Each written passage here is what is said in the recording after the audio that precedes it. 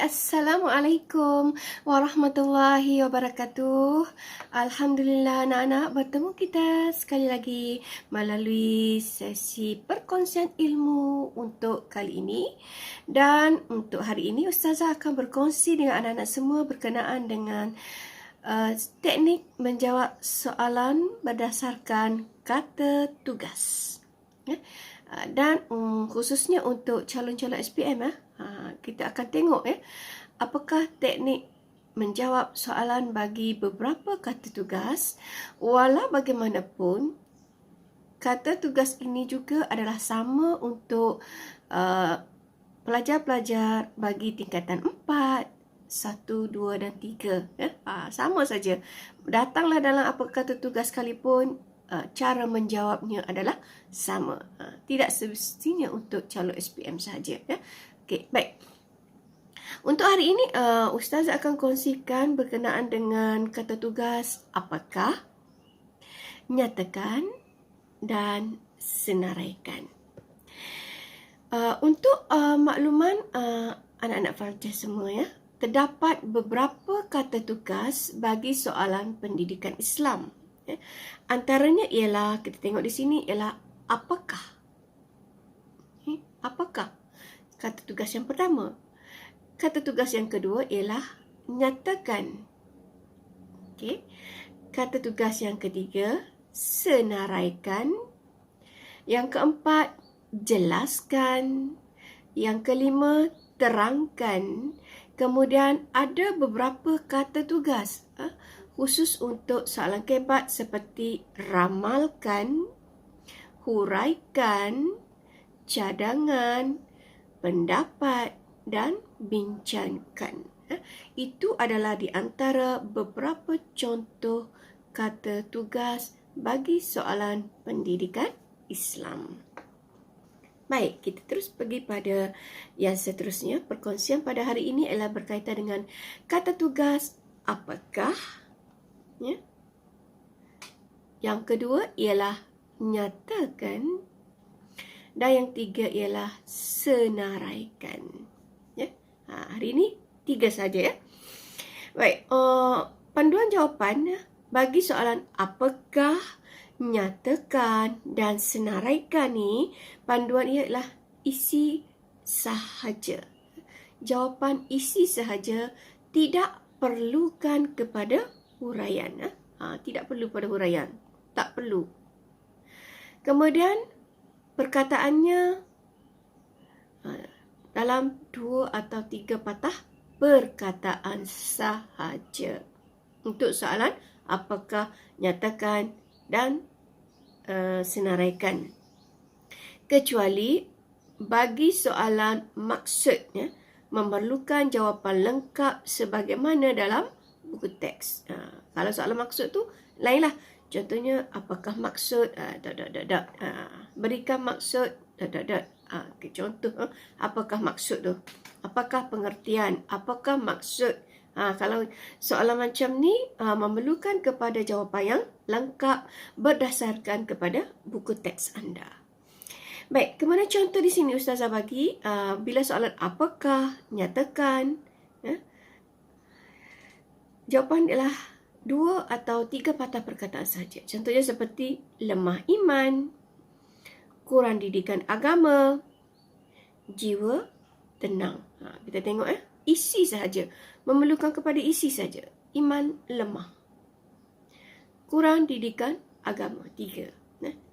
Jiwa tenang. 2 patah perkataan sahaja. Itu contoh.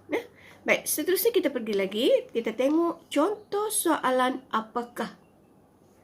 Okey, contoh yang pertama kita lihat di sini ialah apakah maksud tawaduk?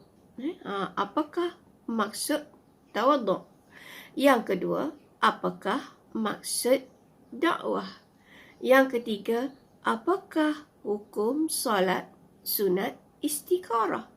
Yang keempat, apakah hukum bersikap benar? Dan yang kelima, apakah maksud khauf?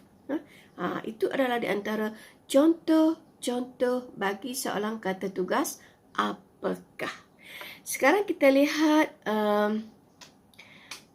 jawapan. Okey, baik. Sekarang kita lihat jawapan bagi soalan-soalan tadi. Yang pertama tadi soalan dia, apakah maksud tawaduk? Okey, apa yang dimaksudkan dengan tawaduk? Maksud tawaduk ialah sikap rendah hati kepada Allah Subhanahu wa taala dan sesama manusia. Ini berdasarkan buku teks. Bila bagi maksud, apakah maksud mesti berdasarkan kepada buku teks anda masing-masing. Sikap rendah hati kepada Allah Subhanahu wa taala dan sesama manusia. Okey, cuba tengok ni. Ustazah bulatkan. S R H A M. Okay.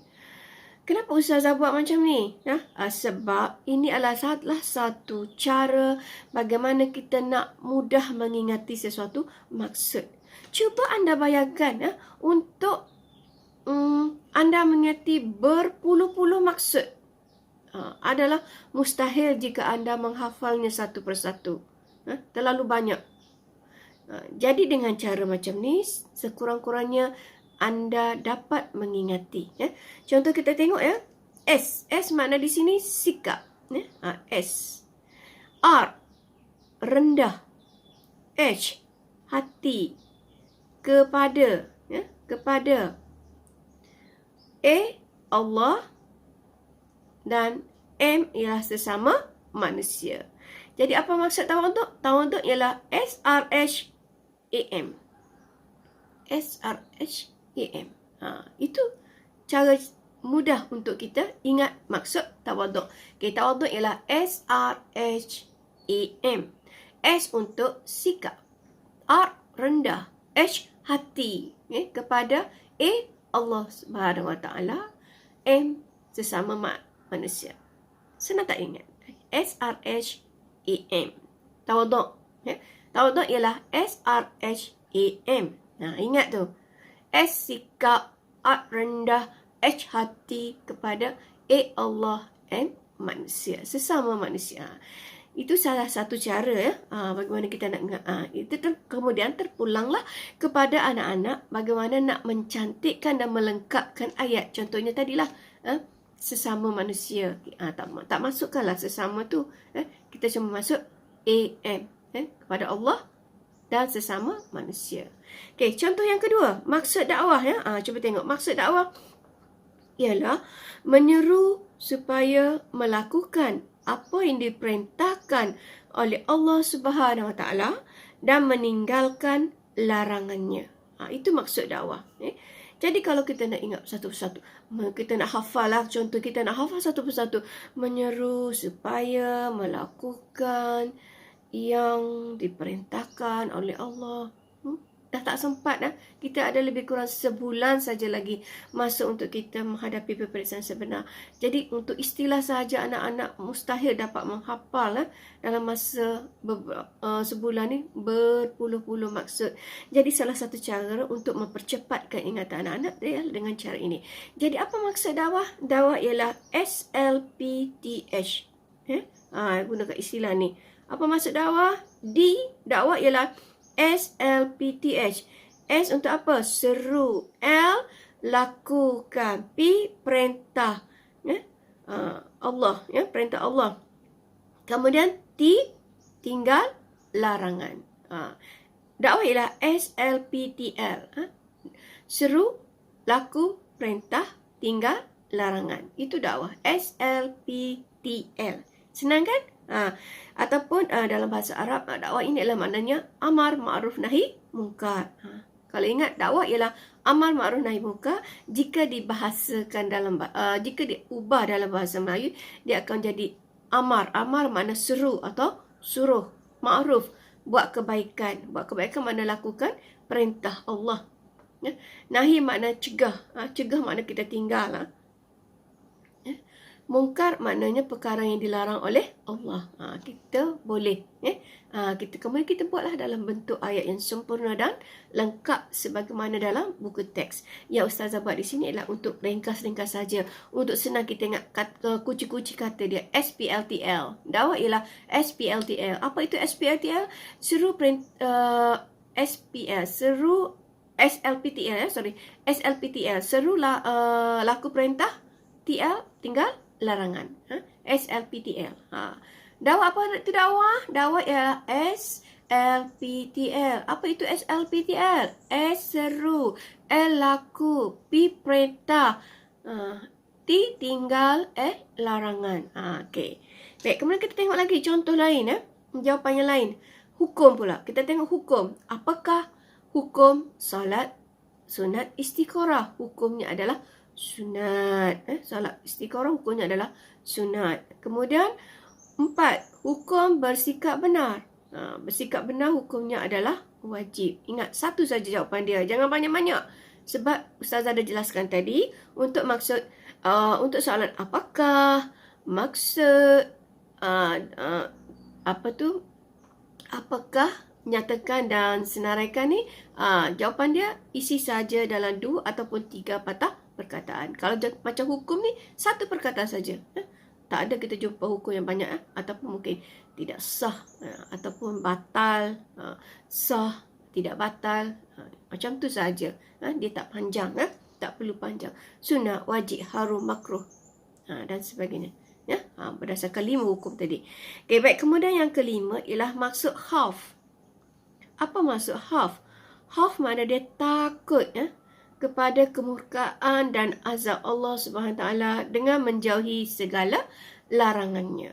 Itu maksud khauf. Khauf makna kita takut. Takut pada apa? Takut murka Allah dan azab Allah, maka kita jauhi larangan.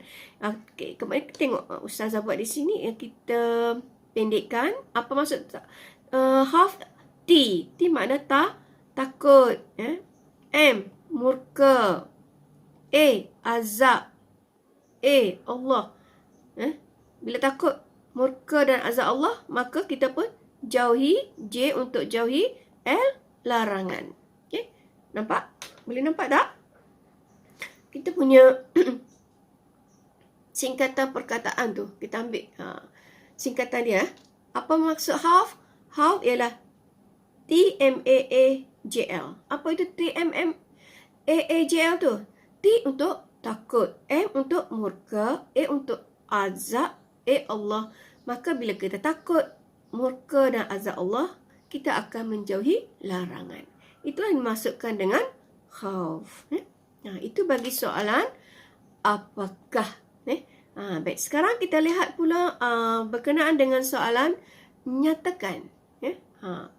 Nyatakan. Juga masih menggunakan format yang sama, iaitu isi sahaja dan jawapan dalam 2 hingga 3 patah perkataan sahaja. Tidak perlukan kepada huraian.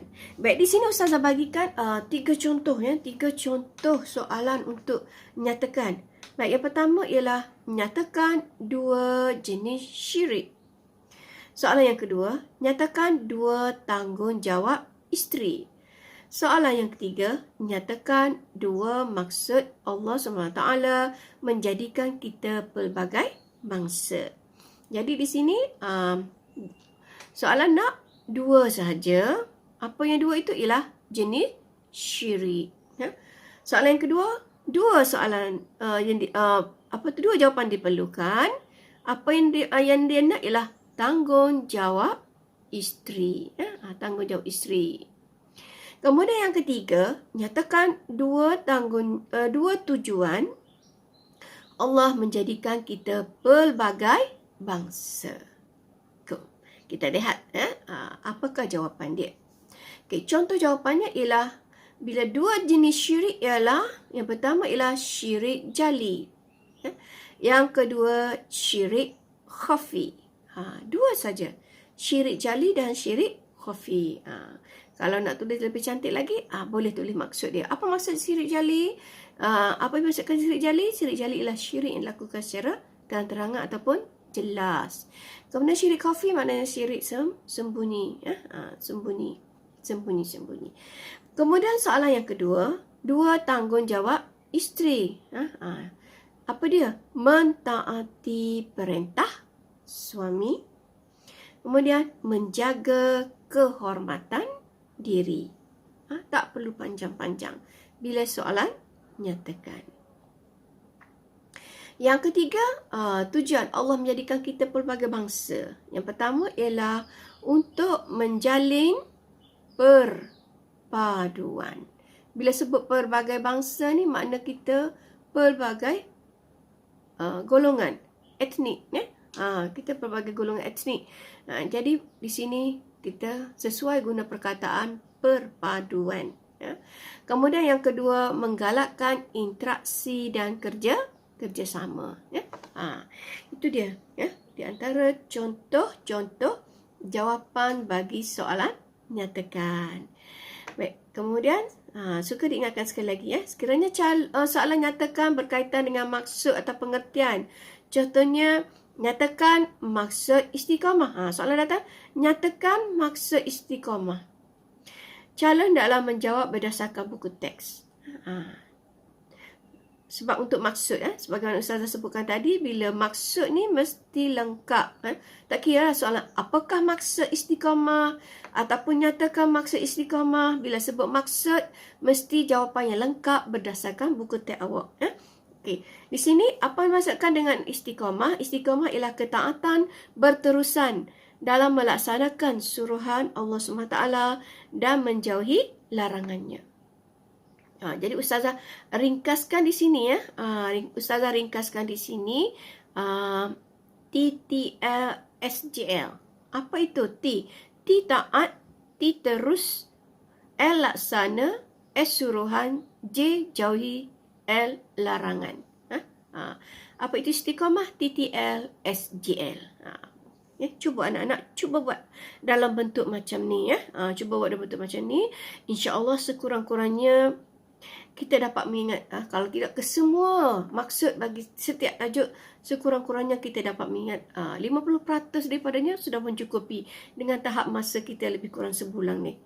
Sebab kalau kita nak ingat, nak hafal satu persatu, rasanya agak susah dan memakan masa. Sebab sekarang ni kita sedang mengejar masa. Jadi bila kita buat dengan cara macam ni, sekurang-kurangnya kita dapat ingat. Apa maksud istiqamah? Istiqamah ialah TTL SJL. Apa T? T ialah taat, T terus, L laksana, S suruhan, J jauhi, L larangan. Okey. Baik. Dan lagi sekarang kita lihat yang kata tugas yang ketiga, iaitu senaraikan. Okey. Untuk senaraikan, kita lihat soalan. Senaraikan 2 kaum terdahulu yang telah dibinasakan oleh Allah Subhanahu Wa Taala. Dia nak 2 kaum yang telah dibinasakan. Soalan yang kedua, senaraikan 2 nama lain bagi ahli sunnah wal jamaah.